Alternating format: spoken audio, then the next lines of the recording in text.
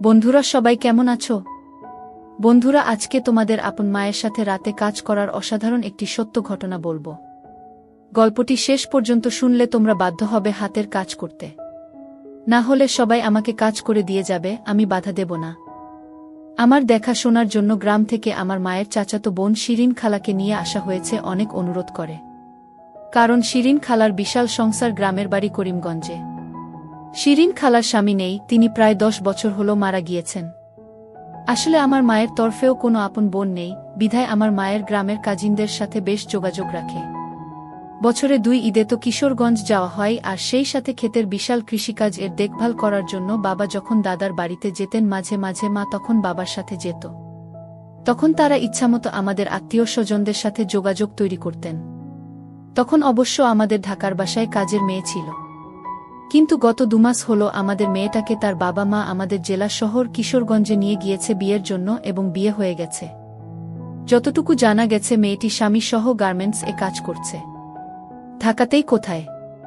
বাবা মাকে এয়ারপোর্টে আমি নিজে আমাদের টয়োটা প্রিমিও ড্রাইভ করে নিয়ে গিয়েছিলাম। অনেকটা ভালো লাগবে ঢাকা শহর, এই কারণে মা জোর করে আমাদের সাথে শিরিন খালাকে এয়ারপোর্ট পর্যন্ত যেতে বললেন। শিরিন খালা যে আগে আসেননি আমাদের বাসায় তা কিন্তু নয়। আমাদের বাসায় আসলে ও মার সাথে আসতেন, মায়ের সাথে একটু ঘুরে কেনাকাটা করে আবার 2-1 দিন পরে চলে যেতেন। আমি খালাকে এগার সিন্দুর ইন্টারসিটি ট্রেন এ তুলে দিতাম। মা বাবা বিদায় নেওয়ার সময় খুব বারবার বলে গেল আমি যেন গাড়ি নিয়ে বের না হই, আর এটা বেশি করে দেখতে বলে গেল শিরিন খালাকে। শিরিন খালা গ্রামের মহিলা, লেখাপড়া ক্লাস 9 পড়ার সময় খালার বিয়ে হয়ে যায় পার্শ্ববর্তী থানা করিমগঞ্জে এক জোরদার গৃহস্থ পরিবারে। খালু ছিলেন সেই পরিবারের বড় ছেলে, কাজেই খালার কর্তৃত্বই সেখানে প্রধান। খালার আরও 4-5 জন দেবর ননদ আছেন, কিন্তু তারা এক বাক্যে শিরিন খালার পরামর্শে চলেন। খালার শ্বশুর নেই, শাশুড়ি আছেন অনেক বৃদ্ধা, এবং তিনি সংসারের দায়িত্ব বড় বউয়ের হাতে ছেড়ে দিয়ে যেন অনেকটা নিশ্চিত। কতটা নিশ্চিত তার প্রমাণ হলো, খালা আমাদের বাসায় আসলেই প্রতিদিন বাড়ি থেকে না হলেও 10টি মোবাইল কল শুধু আসবে ক্ষেতের চাষের ব্যাপারে। কোন ক্ষেতে কি হবে, বীজ কয় পাতিল নিবে, ওই ক্ষেতের বর্গা কাকে দিতে হবে নাকি নিজেরা করবেন, সব অনুমতি পরামর্শ উনার কাছ থেকে নেওয়ার জন্য তার দেবররা ফোন দেন। আবার বাচ্চাদের লেখাপড়ার খরচ কোন সিন্দুকে আছে, চাবি কোথায়, তাও শিরিন খালার কাছ থেকে জেনে নিতে তার নন্দাইরা ফোন দিত। কেন জানি শিরিন খালা আমাকে খুব আদর করতেন সেই ছোটবেলা থেকেই। আমরা তখন খুলনাতে থাকতাম, বাবা ওয়াপদার এসডিও ছিলেন। বছরে একবার করে তখন খুলনা থেকে আমাদের বাড়িতে আসতাম। আমার দাদার বাড়ি আর নানার বাড়ির দূরত্ব 8 কিলোমিটারের মতো, তাই আমরা অর্ধেক সময় থাকতাম দাদার বাড়ি আর অর্ধেক নানির বাড়ি। আমি 1 অথবা 2তে পড়তাম তখন শিরিন খালার বিয়ে হয়ে গিয়েছে। খালারও আমার বয়সী এক ছেলে, আবার আমার চাইতেও 5 বছরের বড় আরেক ছেলে আছে। বিয়ে হওয়া সত্ত্বেও শিরিন খালা আমার মনে পড়ে সারাদিন আমাদেরকে নিয়ে বনে বাদাডে বিভিন্ন বনফুল বেতফল পেড়ে দিত, পাখি প্রজাপতি এসব দেখাত, খাবার জিনিস যেমন বড়ি ভর্তা ইত্যাদি বানালে সবার আগে আমার ভাগেরটা আমাকে দিত, তারপরে তার ছেলেদেরকে দিত। আমার মনে হয় এত বড় সংসার ফেলে তিনি 3 মাসের জন্য আমাদের বাসায় এসেছেন সেই ছোটবেলার আদরের টানেই। কজেই খালাকে কোনো প্রকার কষ্ট দেওয়া না হয়, সে কারণে আমি খালাকে বলেছিলাম, খালা তুমি কিন্তু আমার জন্য একদম চিন্তা করবা না, একবারে রান্না করবা, আমি ফ্রিজ থেকে নিয়ে ওভেনে গরম করে খাব। সকালে যেন কষ্ট করে উঠতে না হয় তাই বলেছিলাম। রাতে যা রান্না করে রাখবে তাতেই আমার হবে। খালা বলল, ধুর বাবা, তাইলে কেমনে হইব, সারাদিন তোমার ক্লাস, সকালে গরম কিছু পেট ভুইরা না খাইলে হইব। শিরিন খালা তার স্বভাব সিদ্ধভাবে মুখভর্তি পান চিবোতে চিবোতে বলল। শিরিন খালার যত্ন আর আমার পরীক্ষার পড়া এই মিলে দিন পার হচ্ছে। মাঝে মাঝে খালা আমাকে আমাদের বসার রুমের বড় টিভিটা একা দেখত আর বলতো, ও বাবা রনি, সারা দিন রাই তো কি খালি পড়বা, আসো একটু টিভি দেখো বৈশা। আমি আমার রুম থেকে এসে বসলে খালা জিজ্ঞেস করে, কি খাইবা বাবা? আমি বললাম, কিছু না, খাবো না, একটু পরেই তো রাতের খাবার খাবো। খালা বলল, উহু দাঁড়াও, আমি তোমার লাইগো হরলিক্স বানাই, যা আনতাছি। আমি জানি আমি না বললেও খালা বানিয়ে আনবেন, কাজেই আমি বললাম, খালা তোমার জন্য আনবা, কিন্তু আর নাইলে আমি খাবো না। খালা বলল, আচ্ছা ঠিক আছে। একটু পরে খালা আমার জন্য বিশাল জাম্বো কাপে আর খালার জন্য তার নির্দিষ্ট করা চায়ের কাপেই হরলিক্স নিয়ে এলেন। বড় সোফায় আমার পাশে বসে আমার মাথার চুলে হাত বুলিয়ে আমাকে হরলিক্সের কাপটা ধরিয়ে বললেন, খাও বাবা। যে পরিশ্রম এই পড়াশোনার মধ্যে বুঝলা বাবা, বিয়া করা বেড়াই নেরও অত পরিশ্রম হয় না। বিয়া করা বেটাদের পরিশ্রম হয় মানে? আমি অবাক হয়ে জিজ্ঞেস করলাম। হেগো পরিশ্রম হয় না মানে? একে তো বাইরে করে পরিশ্রম পয়সা কামানোর লাইগা আর ভিতরে করে পরিশ্রম বউয়ের লাইগা। আমি আবার একটু অবাক হলাম বউয়ের জন্য মানে? খালা এবার দেহ কাঁপিয়ে খিলখিল করে হেসে বললিসিরে এক্কবারে যেমন কিচ্ছু বুঝনা, জুজান পুরুষমাইজা এক হইলে কি করে? এক্কেরে ঘাম ছুঁইটটা যায়। এবার আমি বুঝতে পারলাম খালা আসলে নারী পুরুষের খেলার কথাই বলছে। আসলে এ ব্যাপারে বরাবরই আমার অজ্ঞতা ছিল, এর কারণ আমি কখনো কোএডুকেশন এ পড়িনি। যে কারণে সব সময় ছেলে বন্ধুদের সাথে থাকার কারণে মেয়েদেরকে নিয়ে বা মেয়েলি ব্যাপার নিয়ে কথাবার্তা কমই হতো। কিন্তু আমার প্রশ্ন, ঘাম ছুটবে কেন? আবার আমার মনে হল ছুটারই কথা। একবার বন্ধুদের সাথে আলাপে আলাপে আমার এক বন্ধু শিখিয়েছিল কিভাবে হাতের কাজ করতে হয়। একবার হাতের কাজ করেছিলাম কিন্তু কিছু বের হয়নি। পরে হাতে অলিভ অয়েল নিয়ে চেষ্টা করেছিলাম, তাতেও কিছু হয়নি, তখন বিরক্ত হয়ে বাদ দিয়েছিলাম। এরপরে আর একাজ করার চেষ্টা করিনি। আর সেখান থেকে ধারণা হয়েছে হয়তো এটা খুব পরিশ্রমের কাজ। এখন খালার কথা শুনে মনে হচ্ছে হ্যাঁ, এরকম হতেও পারে। খালার কথা শুনে আমার ভেতরে একটা শিহরণ এর মতো তৈরি হলো। সেই সাথে আমার ট্রাউজারের ভিতর বেশ শক্ত হয়ে গেল। আমি হরলিক্স এর বোতলে একবার খাচ্ছি, আবার খালার দিকে তাকাচ্ছি। একবার দেখলাম আমার খালার চোখ আমার ট্রাউজারের দিকে। আমি দ্রুত এক পায়ের উপর আরেক পা তুলে তা ঢাকতে চেষ্টা করলাম, কিন্তু যা দেখার তা শিরিন খালা দেখে ফেলেছে। তার মুখে একটা মুচকি হাসি দেখতে পারলাম। রাতে খেতে বসে খালাকে একটু অন্য নজরে দেখলাম। শিরিন খালার উচ্চতা হবে 5 ফুট 3 ইঞ্চির মত। বয়স অনুমান 38 থেকে 40-এর ভেতর হবে। একটু মোটা ধাঁচের গ্রামের মহিলারা সাধারণত যে রকম হয়। দারুণ ফর্সা শিরিন খালা। ঢাকাতে এই কয়েকদিন থাকার কারণেই কিনা আরও ফর্সা লাগছে। মাথার চুল কোমর পর্যন্ত পড়ে। চুলগুলো আধাভাঙ্গা কোকড়া। আর বাদ বাকিগুলো দেখলে ভিতরে একটা শিহরণ খেলে যায়। আসলে খালাকে আমি এর আগে এভাবে কখনো দেখিনি। পরের দিন শুক্রবার। আমার কলেজ বন্ধ। তাই অনেকটা রিল্যাক্স হয়ে বাসায় নাস্তা খেয়ে পড়ছিলাম। 12টার দিকে খালা হাঁক দিলেন, রনি বাবা গোসল করবা না? শুক্রবার তো জুম্মার নামাজ পড়ন লাগব। আমি অনিচ্ছা সত্ত্বেও বারান্দায় গিয়ে গায়ে টি শার্টটি খুলে একটু রোদ মাখানোর জন্য দাঁড়ালাম। পিছনে দেখলাম শিরিন খালাও আসছে আমার এই কয়দিনের ব্যবহার করা প্যান্ট শার্ট ধুয়ে তারে টাঙ্গিয়ে দেওয়ার জন্য। আসলে শিরিন খালা এসেছে পরে, এই প্রথম শুক্রবার হওয়াতে আমরা সারাদিন একসাথে। এর আগে সেই ভোরবেলায় আমি উঠে 8টার আগে ক্লাসে যেতে হবে, তাই খুব সকালে গোসল সেরে ফেলতাম। আমি যখন তারে আমার টি শার্ট ঝুলিয়ে রাখছিলাম, আমার খালা ততক্ষণে পাশে এসে তারে অন্য কাপড় রাখার সময় আমার বগলে দেখে বললেন, এইগুলা কি ধানক্ষেত বানাইছ নাকি? কাটানা কেন? মুসলমান মানেই দায়মি সুন্নত পালন করা লাগে, এইটা জানো? আমি একটু লজ্জা পেলাম আর বললাম, পরীক্ষার পড়া তো খালার সময় পাই না। খালা চলে গেলেন। প্রায় 15 মিনিট পরে আমারে ডাক দিলে, রনি বাথরুমে আসো। আমি গেলাম, দেখি খালার সরার নাম নাই।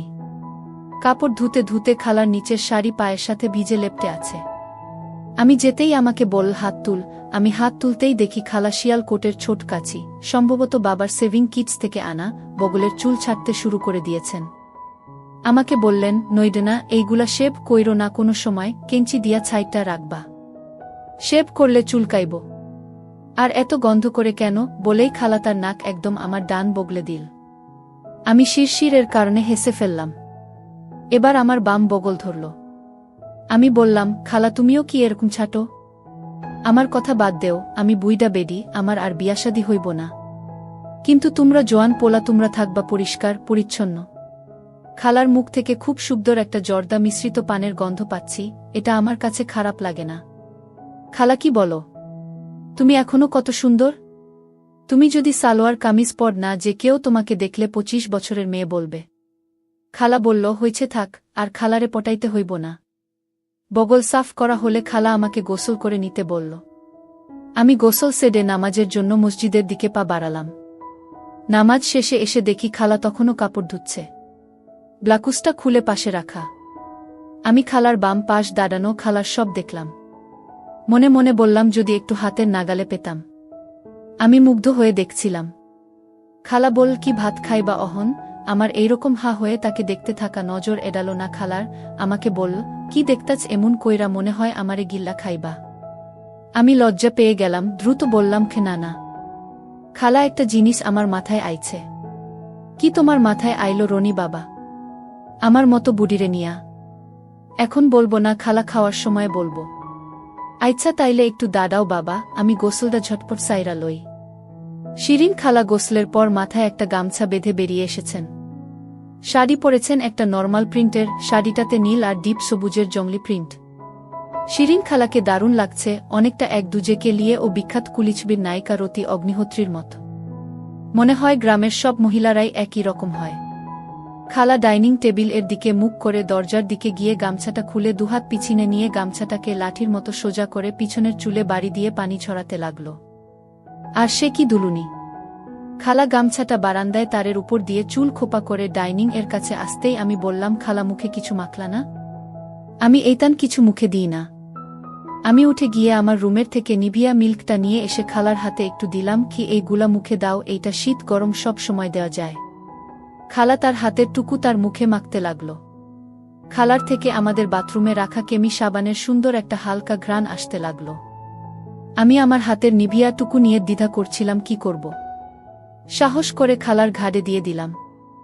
দেখলাম খালা একটু কেঁপে উঠল, কিন্তু কিছুই বলেন না, যেন অন্যরকম একটা আবেশী মজার মধ্যে ছিলেন। আমি আরও কিছু পাওয়ার আশায় বললাম, কমরে দিব? খালা বলল, না লাগতো না, দেখ মুনে খালার যত্ন কতদিন থাকে। খালার রান্না অপূর্ব, সময়তে আমার মায়ের চেয়েও অনেক ভালো। এই যেমন আজকে খালা ফ্রিজের থেকে বের করে কই মাছ বরবটি দিয়ে এত সুন্দর করে ভেজেছে, পুরো অমিত। বাড়ির বিভিন্ন বিষয়ে খালা অনেকটা বকবক করে যেতে লাগলেন। একটু পর বললেন, বাবা কি জানি কইবা, কইছিলা? কি তোমার মাথায় আইছে? আমি বললাম, বললে তুমি রাগ করবা না তো? খালা বলল, রাগের কথা হইলে তো করবামি। আমি বললাম, নামাজ থেকে এসে তোমার খোলা হাতটা যখন দেখলাম না, তখন কি মনে হয়েছে জানো? কি? খালা অনেকটা বিস্ময় নিয়ে খাওয়া বন্ধ করে আমার জিজ্ঞেস করলেন।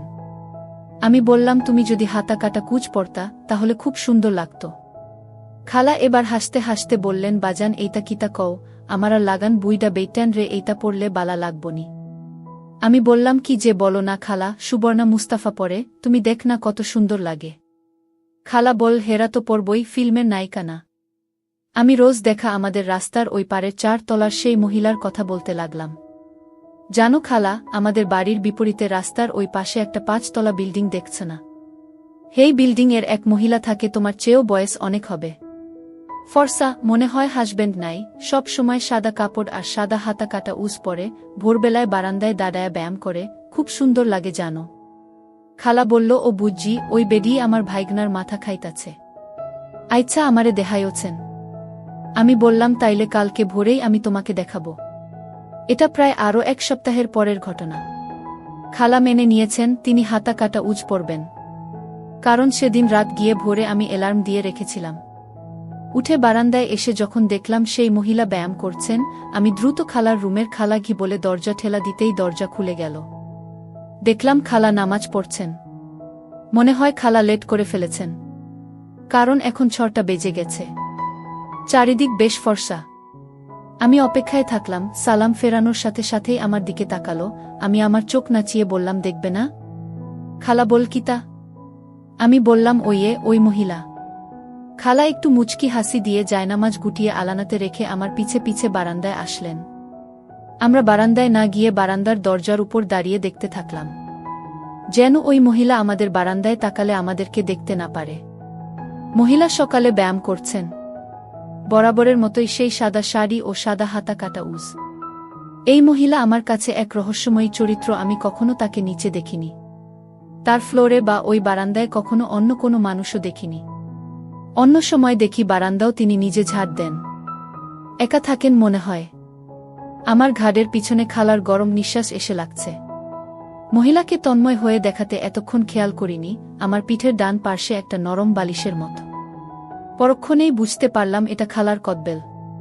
কিন্তু উপলব্ধি করার আগেই খালা সরে গিয়ে বলল, হু বুঝছি, আমার তাইলে এইরকমের উজ পরনি লাগবো, এই বেডির হাত থাইক্যা আমার ভাইগোনা রে বাঁচানোর লাইগা। তবে আর কখনো তুমি এই বেডিরে ভোর বেলায় দেখতে আইতে পারবা না। এইবার আহ পড়তে বস বাবা। খালা এবার কিচেনের দিকে যেতে থাকল। খালা তুমি পড়, দেখো আমি বারান্দার এই দরজায় বন্ধ করে দিব। আমি হেসে হেসে মজা করে বললাম।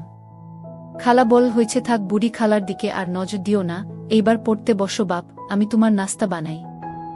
সেদিনই বিকালে আমি খালার জন্য নিউ মার্কেটের গুলজারে গিয়া 3 কালার এর একটা মেরুন, একটা নেভি ব্লু আর একটা বটল গ্রিন কালার এর হাতা কাটা উজের অর্ডার দিলাম। খালার উজের মাপ শুই না মাস্টার এর ভিমরি খাওয়ার দশা।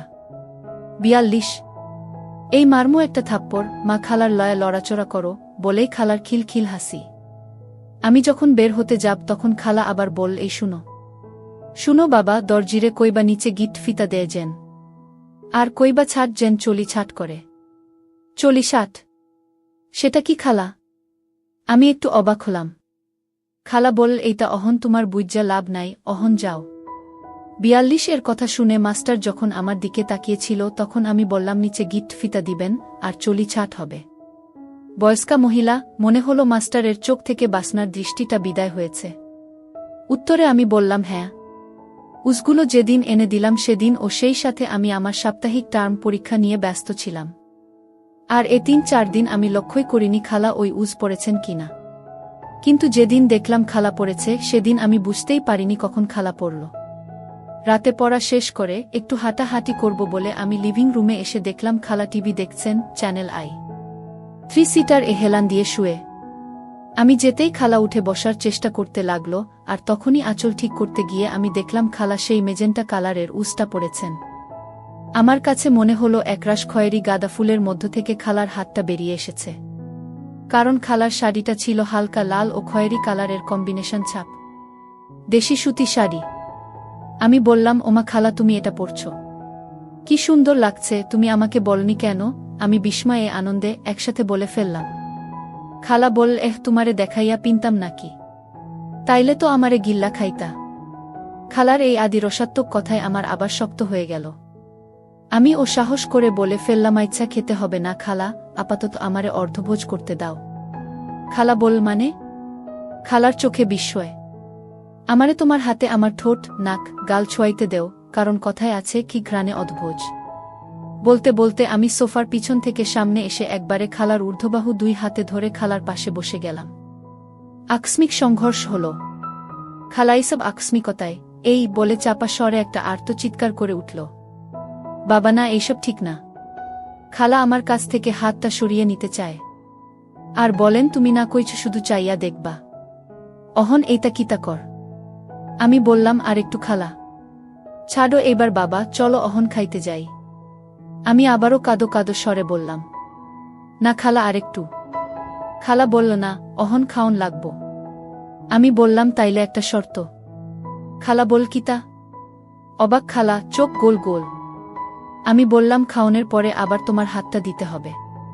খালা বল, এইডা আমি কোনো পোলার পাল্লায় পড়লাম মাবুদ। খালার মুখে কপট রাগ মনে হলো। আইচ্ছা, খাওনের পরে পইডা লইবা তারপরে। আমি বললাম, আইচ্ছা। বলেই আমি লাফ দিয়ে খাওয়ার টেবিল এর দিকে যেতে থাকলাম। খালা আমার পিছন পিছন ডাইনিং এর দিকে আসতে লাগলেন আর বললেন, বুবু বুঝি একটা রাক্ষস পোলা রাইখ্যা গেছে। খাওয়া দাওয়ার পর আমি কিছুক্ষণ পড়তে পারলাম, কিন্তু মন খালি বারবার আমার শিরিন খালার আকর্ষণে পড়া বাধাগ্রস্ত হতে থাকল। আর মাথায় পড়া ঢুকছে না। রাত প্রায় 11টা বেজে গেছে। না, আর পড়া যায় না। আমি আমার রুম থেকে বের হয়ে সোজা লিভিং রুমের দিকে গেলাম, উদ্দেশ্য শিরিন খালাকে পাব। কিন্তু গিয়ে দেখলাম টিভি অন করা আছে, কিন্তু খালা সোফায় নেই। আমি খালার খোঁজে প্রথমেই খালার রুমে টক টক করে টোকা দিয়ে ঠেলে দরজা খুলে দেখলাম খালা নেই। আমি একটু অবাক হলাম। বাথরুমের দরজার দিকে তাকালাম, না ভেতরে কোনো লাইটের চিহ্ন পড়ল না। আমি বারান্দার দিকে পা বাড়ালাম, তখনই পেলাম খালা বারান্দা থেকে সব ধোয়া কাপড় চোপড় হাতে করে নিয়ে দরজা লাগিয়ে দিয়ে কাপড়গুলো সোফার উপরে রেখে আমাদের জানালাগুলোর পর্দা টেনে দিতে লাগলেন। আমাদের লিভিং রুমটা আর ডাইনিং রুম এর পর্দা টেনে দিলেন, কারণ এই দুটি রুমের জানালা দিয়ে ভেতরের অংশ দেখা যায় পাশের বাড়িগুলো হতে, তাই বাতাসে মাঝে মাঝে পর্দা যেন সরে যেতে না পারে, সে কারণে খালা একেবারেই জানালার স্লাইডিং গ্লাস টেনে দিয়ে লক করে দিলেন। খালার উপরের অংশ শাড়ি দিয়ে নিখুঁতভাবে ঢাকা। বাইরের বিল্ডিং হতে কেউ দেখলে বুঝতেই পারবে না খালা ভেতরে হাতা কাটা উজ পড়ে আছে। ফিরে এসে সোফার উপরে রাখা কাপড়গুলো নিয়ে গিয়ে আমারটা আমার রুমের আলনাতে রাখতে লাগলেন। আমি মন্ত্রমুগ্ধের মতো খালার পিছে পিছে গিয়ে আমি আমার রুমের দরজার চৌকাঠে হেলান দিয়ে দাঁড়ালাম। খালা তুমি এনটিভিতে হাউসফুল নাটকটা দেখছ? খালা বল রেদওয়ান রনির আর ফাহমির না? আমি বললাম হ্যাঁ। আমি একটু অবাকই হলাম, খালা ডিরেক্টর এর নাম ও জানে? আমি বললাম খুব মজা না? খালা বল ভালাই তো লাগে। খালা আমার জিন্সের প্যান্টটা সোজা করতে গিয়ে উপরে তুলে শূন্যে একটা বাড়ি দিতেই আঁচল পড়ে গেল। সাথে সাথে আমার ভিতরে শিউরে উঠল। পরে সেই থেকেই খালা পান চিবিয়ে যাচ্ছে। খালা এবার তার নিজের রুমে, আমাদের গেস্ট রুম এ এলেন। ছোট্ট আলনাটাতে খালার ধোয়া কাপড়গুলো রাখছেন। কাপড় রাখা শেষ হলে আস্তে করে খালা মাথাটা ঝাঁকি দিয়ে দুহাত পিছনে নিয়ে ড্রেসিং টেবিল এর আয়নায় তাকিয়ে চুলটা খোপা করে বাঁধলেন। সে এক অপূর্ব দৃশ্য। আমি খালাকে বললাম টিভি দেখবা না খালা? খালা বল না রে বাবা, শরীরটা বড় অবশ অবশ লাগতাছে। আমি বললাম তাইলে শুয়ে শুয়ে দেখো। খালা বল কের লাগিন রে বাপ? আমি একটু সাহস করে আবার বেহাজা নির্লজ্জের মতন বললাম, কেন তুমিই না বলছো খাওয়া ও পড়ার পরে একটু দিবা? খালা বল কিতা? আমি বললাম তোমার হাতটা।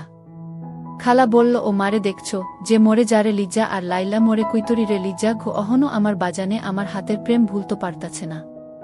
আবার খালা একটা সুন্দর হাসি দিল। আমি সাহস করে দরজা থেকে খালার রুমের মাঝে এসে খালাকে হাত ধরে আমি আমার রুমে নিয়ে আসার জন্য টানতে থাকলাম। বললাম চলো তুমি আমার রুমে আমার খাটে শুয়ে শুয়ে টিভি দেখবে। খালা আমার হাত থেকে তার হাত ছুটিয়ে নিতে নিতে বলল রাহো রাহো বাবা, একটু পান জর্দা মুখে দিয়া লই। খালা দেখলাম পুরনো পানের দলাটা মুখ থেকে ফেলে দিয়ে নতুন একটা পান তার পানের বাটা থেকে নিয়ে সাথে কয়েকটা কৌটা থেকে হরেক পদের জর্দা মুখে পুরে বললেন তুমি আগাও, আমি আইতাছি। খালা আমার পাছে পাছে আমার রুমের দিকে আসতে সময় ফিক করে হেসে বললেন এক্কেরে তো শিয়ালের খোপে মুরগিরে পুইরা দিলা। আমার রুমের কম্পিউটারের সাথে এক্সটার্নাল টিভি কার্ড লাগানো আছে। বাবাকে বলে গত ফিফা বিশ্বকাপ খেলার সময় নিয়েছিলাম। মাঝে মাঝে ডিস্কভারি নয়তো নেটজিও দেখি, আর মিডিল ইস্টের খবর আমাকে খুব বেশি টানে। খালা খাটে বসতেই আমি একটা বালিশ খালার দিকে দিয়ে বললাম খালা তুমি শুয়ে পড়, আরাম করে টিভি দেখ। কোন চ্যানেল দেখবা? খালা বলল আমার কোন পছন্দ নাই বাজান। তাইলে আমি ডিস্কভারিটা দিলাম। খালা বলল আচ্ছা দেও। আমিও খাটের উপর উঠে খালার পিঠের পিছনে গিয়ে দুইটা বালিশ দিলাম আমার মাথার তলায়, যেন খালার মাথার উপর ছাড়িয়েও আমি টিভির দিকে চোখ রাখতে পারি। টিভিতে হাতির জীবন চরিত্রের উপর একটা ডকুমেন্টারি দেখাচ্ছিল। আমি বললাম হাতি কিভাবে যোগাযোগ করে যান? খালা বলল কেমনে? হাঁটার সময়ে পায়ের তলার নিচে যে শব্দ ও কম্পন হয় তার মাধ্যমে। খালা বলল ওমা তাই নাকি? আরেকটা জিনিস আছে খালা জানো? খালা বলল না কইলে কেমনে জানতাম। অন্যান্য চার পেয়ে প্রাণীর যেমন মিল্ক থাকে পিছনে, হাতির কিন্তু সামনে থাকে। ঠিক তখনই টিভিতে দেখা গেল একটা ছোট হাতির বাচ্চা খাওয়ার চেষ্টা করছে। আমার হাতটা তখন খালার পিঠে এনে দিলাম। খালা একটু নড়ে উঠলেন। খালা বল এই পিঠে হাত দেও কেন? তুমি না কইছো শুধু হাত ধরবা। বারে তাই বলে আমি তোমার পিঠে হাতও দিতে পারবো না নাকি? আমার কেমন জানি একটা জেদ চেপে গেল। আর খালার খোপা করা চুল হতে একটা সুন্দর সুগন্ধ, সেই সাথে তার মুখ থেকে দারুণ একটা জর্দার সুবাস। হঠাৎ ঝাড়া দিয়ে উঠল আমার চোখের দিকে তাকাল। খালার শ্বাস-প্রশ্বাস দ্রুত। আমাকে যেন আক্রমণাত্মক কিছু বলতে না পারে তাই আমি সাথে সাথে বললাম খালা তোমার মুখের পানের গন্ধটা খুব সুন্দর, আমারে একটু দিবা? হা করো, জিহবার উপরে রাখবাম, কিন্তু হাত দিয়া নেওন যাইত না। বলেই খালা সব পান মুখের ভিতরে এক করে চাপ দিয়ে রসগুলো নিয়ে চিবানো পানটুকু উনার জিহবার আগায় এনে জিহবাটাকে সাপের জিহবার মতন বের করে স্থির করে রাখলেন। আর আমি সেগুলো নিয়ে খেতে শুরু করে দিলাম। আর মনে মনে ঠিক করে ফেললাম আজ যে ভাবেই হোক খালার পুরুরে ঠাকুর ডুবাতেই হবে।